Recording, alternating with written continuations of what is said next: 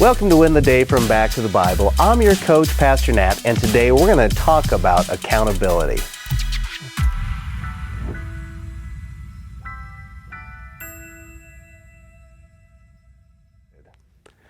Accountability, I have discovered, is a four-letter word.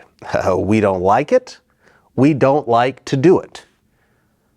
Accountability is often uncomfortable for the person receiving, but also giving it.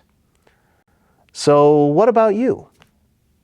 When I say the word accountability, do you get sick to your stomach? Do you feel a sense of resentment? Do you get a sense of, why are you holding me accountable when you've got your own problems to deal with? But here's the truth. Most people don't accomplish all they desire because they lack accountability. It's even true for Christians. Did you know that even in the early church, accountability was necessary and often displayed? It was, and that's what we want to talk about today. So let's keep studying the book of Galatians in Galatians chapter 2, beginning in verse 11. But when Cephas came to Antioch, I opposed him to his face, because he stood condemned. Well, here we have one of those awkward accounts in the Bible. After Paul has just again defended his apostleship and the true gospel, he makes kind of a sidestep and says, but when Peter came to Antioch, I opposed him to his face. So what's he talking about? Well, Peter goes to Antioch, and while there, Paul opposes him. We would say today that he called him on his stuff. Now, some people might think, well, that's not right. What's so special about Paul? Well, nothing is special about Paul, at least in comparison to Peter. Both were commissioned by Jesus Christ to preach the gospel.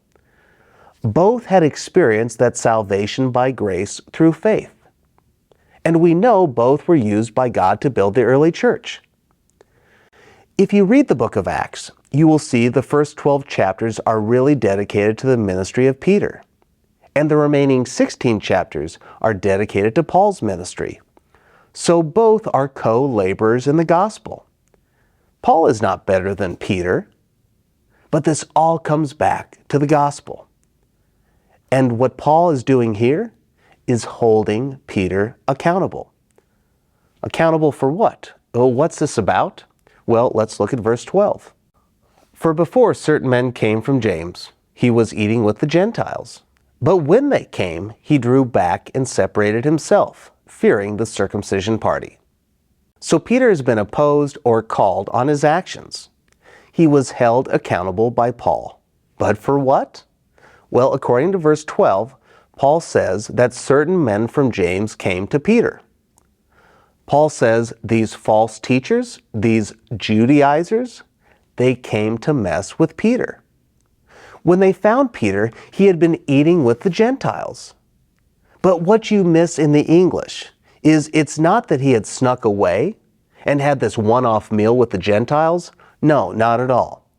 This was part of his regular routine. He was on a regular basis eating with the Gentiles and even ate what they ate. Okay, so what? I mean, who cares? Well, the Jewish people considered the Gentiles to be unclean. They were dirty.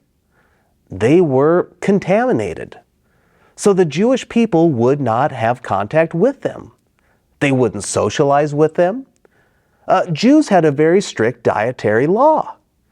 Those laws were intrinsically tied to their religious practices. You see, these were symbolic of holiness. But some people forgot. Jesus fulfilled that law.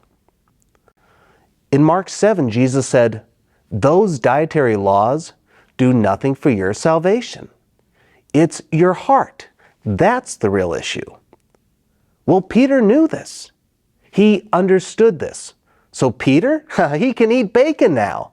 And guess what's happening? He's eating it by the truckloads. But he gets caught. And according to Acts chapter 10, he hides and fears the accusers. That's why Paul called Peter on his behavior. So I actually have a challenge for you today. I want you to be accountable, and I want you to hold other people accountable. Accountability is a privileged two-way street. It's a blessing and a help to be held accountable, and even to hold other people accountable in their faith. So who can you ask to partner with you to grow in your faith? Who could benefit from your loving care? If you're willing, share in the comments below how accountability has helped you. You see, when we are held accountable, that is a sure way to win the day.